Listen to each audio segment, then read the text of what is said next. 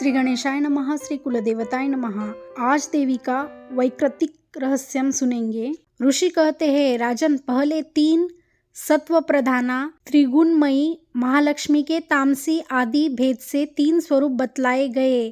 वे ही शर्वा, चंडिका, दुर्गा, भद्रा और भगवती आदि अनेक नामों से कही जाती है। तमोगुणमयी महाकाली भगवान विष्णु की योग निद्रा कही गई है। मधु और कैटभ का नाश करने के लिए ब्रह्मा जी ने जिनकी स्तुति की थी, उन्हीं का नाम महाकाली है। उनके 10 मुख, 10 भुजाएं और 10 पैर है। वे काजल के समान काले रंग की है तथा 30 नेत्रों की विशाल पंक्ति से सुशोभित होती है। भूपाल उनके दांत और दाढ़ें चमकती रहती है। यद्यपि उनका रूप भयंकर है, तथापि वे रूप सौभाग्य, कांति एवं महती संपदा की अधिष्ठान है। वे अपने हाथों में शंख, बाण, गदा, शूल, चक्र, शंख, भूशुंडी, परिघ, धनुष तथा जिससे रक्त चूता रहता है ऐसा कटा हुआ मस्तक धारण करती है। ये महाकाली भगवान विष्णु की दुस्तर माया है। आराधना करने पर ये चराचर जगत को अपने उपासक के अधीन कर देती है।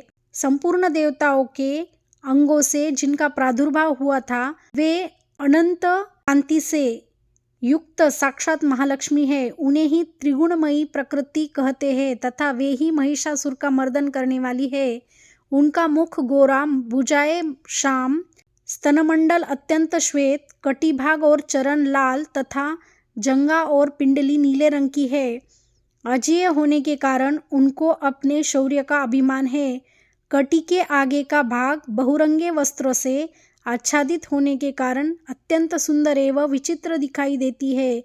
उनकी माला, वस्त्र, आभूषण तथा रंगराग सभी विचित्र है। वे कांति, रूप और सौभाग्य से सुशोभित है।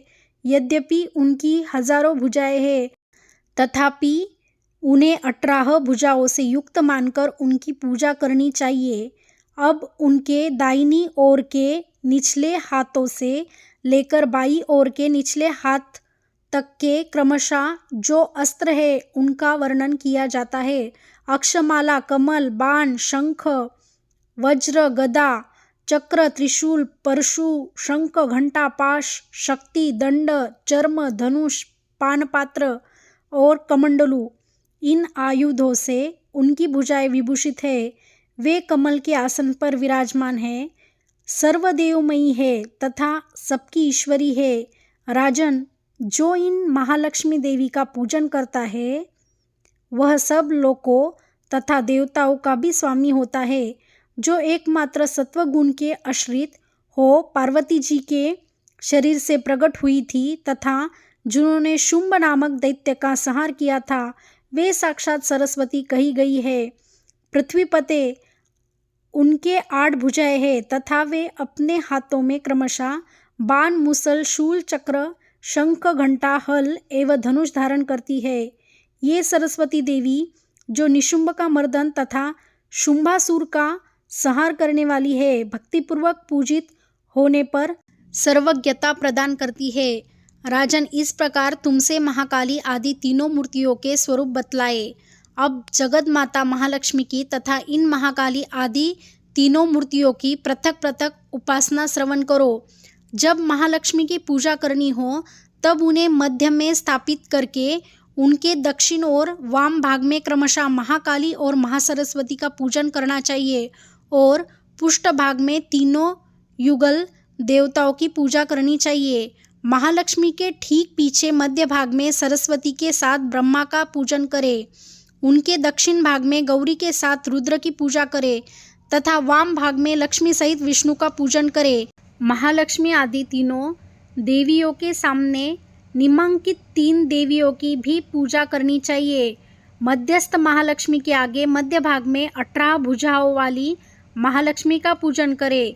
उनके वाम भाग में 10 मुखों वाली महाकाली का तथा दक्षिण भाग में 8 भुजाओं वाली महासरस्वती का पूजन करें।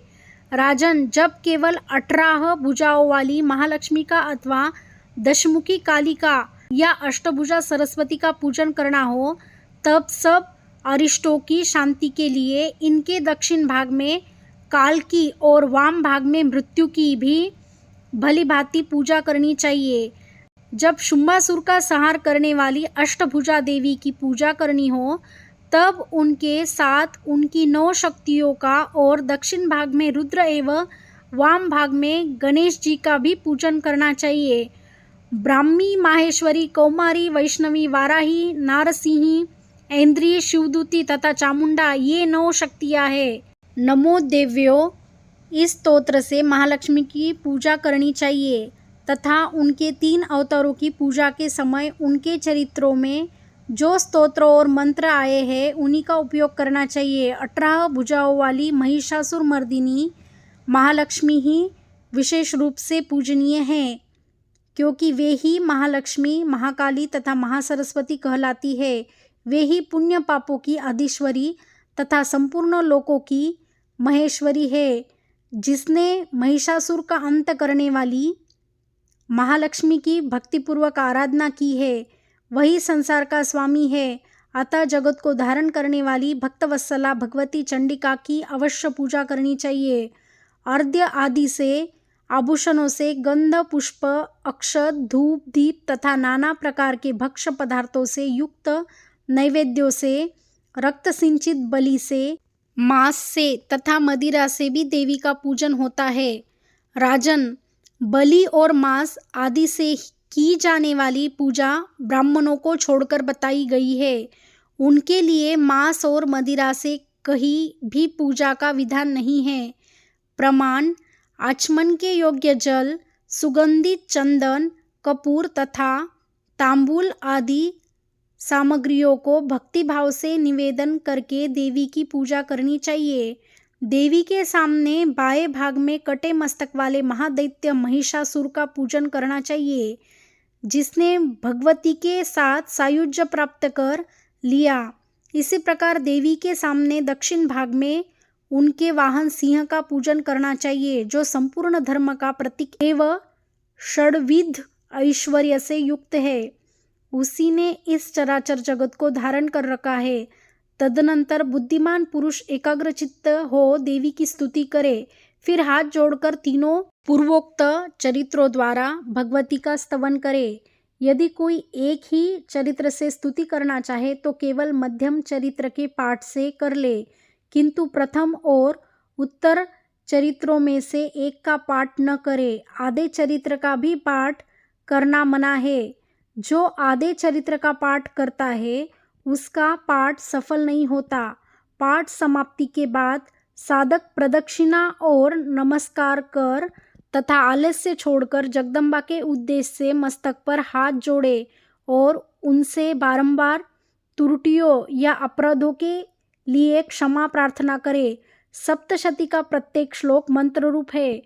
उससे तिल और घृत मिली हुई खीर की आहुति दे, अथवा सप्तशती में जो स्तोत्र आए हैं उन्हीं के मंत्रों से चंडिका के लिए पवित्र हविष्य का हवन करे। होम के पश्चात एकाग्रचित्त हो महालक्ष्मी देवी के नाम मंत्रों को उच्चारण करते हुए पुनः उनकी पूजा करे। तत्पश्चात मन और इंद्रियों को वश में रखते हुए हाथ जोड़ विनीत भाव से देवी को प्रणाम करे और अंतकरण में स्थापित करके उन सर्वेश्वरी चंडिका देवी का देर तक चिंतन करे। चिंतन करते करते उन्हीं में तन्मय हो जाए।